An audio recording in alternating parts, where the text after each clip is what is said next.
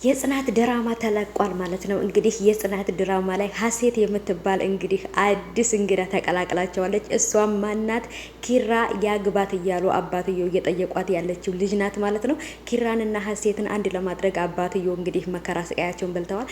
ብቻ ግን አባትየው ወደ መጡበት ሀገር ተመልሰዋል። አሁን ላይ እንግዲህ ፊልማው እንግዲህ እዚህ ጋር ጽናትና ኪራ መሀል ላይ ነው ማለት ነው። እዚህ ጋር ሀሴት አለች፣ እዚህ ጋር ጽናት አለች።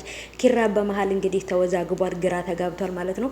እጅግ በጣም ዛሬ በተለይ የተፈጠረው ነገር በተለይ ኪራ እውነት ለመናገር እንደ ዛሬ በኪራ ስቅ ያላቅም ማለት ነው። ውሃ ረጭታ ከእንቅልፍ ስትቀሰቅሰው ራሱ የተናገረው ነገር ይህንን ቃላት ደግሞ ከየት አመጣሁት ነው ያለው።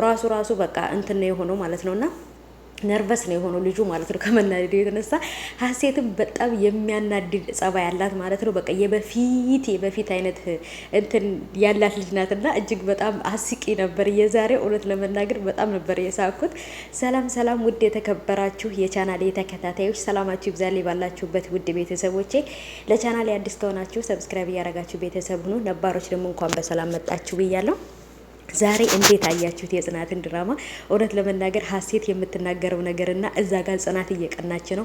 እዚህ ጋር ደግሞ ኪራ አለ። እውነት ለመናገር በጣም ነበረ እየተገረምኩት እና ኪራ ሀሴትን በወንድ ነበር እያደረገ ሲጠራት የነበረው። የሆነ ነገር ያወራና አዎ ትክክል ነህ ነበር የሚለው። ምን ስትለው አዎ ትክክል ነሽ ይላታል። እና እውነት ለመናገር በወንድ እያስመሰሉ ነበር ሲያወራት የነበረው። ምክንያቱም ስታይሏም ወይንም አነጋገሯ ሁሉ ነገሯ ወንድ ልጅ የሚያደርገው ነገር ነው እና በጣም ነበር የዛሬው ትንሽ ያዝናናኝ። እንግዲህ ኪራ ጽናትን እንደተለመደው አንድ ጥፊ አቅምሷታል። እሷም ደግሞ እየተናገረች ያለችው ነገር ትዕግስቱን እንዲጨርስ አድርጋዋለች ማለት ነው። እሷ በእርግጥ እሱን ከሷ ለማራቅ እየሞከረች ነው። ምክንያቱም ሀሴትና ኪራ አንድ እንዲሆኑ አባትየው ቃል ስላስገባት እሷን እንዲጠላትና ሀሴትን እንዲወዳት እያደረገችው ነው ማለት ነው።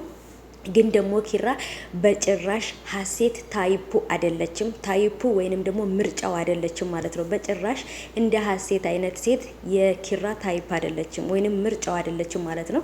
የሚወዳት ወይንም ደግሞ የሱ ምርጫ የሆነችው ሁሉም ነገር የምታሟላለት መስፈርቱን የምታሟላለት ጽናት ሆና ስላገኛት ጽናትም እውነት ለመናገር የእውነትም ጽናት የእውነትም ደግሞ ሴት ናት።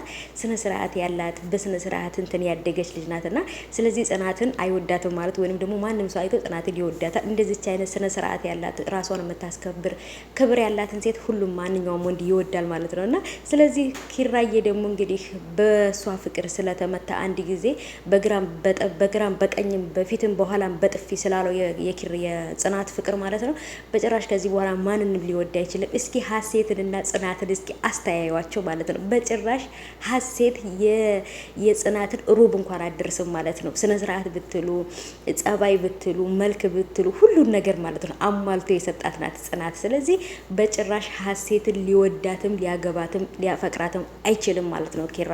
ይሄ የኔ ሀሳብ ነው። ሰምታችኋል እና ጽናትም የሆነ ነገር በተፈጠረ ቁጥር እንግዲህ ክው እያለች ነው ማለት ነው። ምክንያቱም እየቀናች ነው እንግዲህ ቀናት እንግዲህ አይኗን እያዞረባት ነው ልጅቷን ማለት ነው። እውነት ለመናገር ግን እኔ አላቅም ብቻ ግን ይከፋኛል። እውነት ለመናገር በጭራሽ ከሀሴት ጋራ ይሆናል ብዬ አላስብም። ሀሴትም ደግሞ ሞርቅቅቅ ያለችና ጭራሽ ደግሞ እኔ እኮ እዛ ቤት የሚመጣው ሰው ሁሉ ጽናትን ስነ ስርዓት ሊያስተምር የሚሞክረው ነገር ነው እና ራሳቸው ስነ ስርዓትና ስነ ምግባር የሌላቸው ምድረ እንትን ሁላ እየመጡ ጽናትን እንግዲህ ስነ ምግባር ሊያስተምሩ ይፈልጋሉ ማለት ጽናት ከመጀመሪያውንም ታንጻ ያደገች በወግ በባህሉ ታንጻ ያደገች ስነ ስርዓት ያላት ሴት ልጅ ናት ጽናት ማለት ነው። ማንንም ሰው ቢሆን እሷ ታስተምራቸዋለች እንጂ እነሱ አያስተምሯትም። እና ኪራም እንግዲህ እሷን በሚያወራ ሰዓት በቃ ወንድ ልጅ እንደሚያወራ ነው የሚመስለው። እና ውሃም የሚያመጣልኝ ሰው አለ ወይ ስትል አዎ ብሎ እሱ ሊነሳ ሲል ወንድ ልጅ ኩሽና ቤት አይገባም አላለችም መሰላችሁ?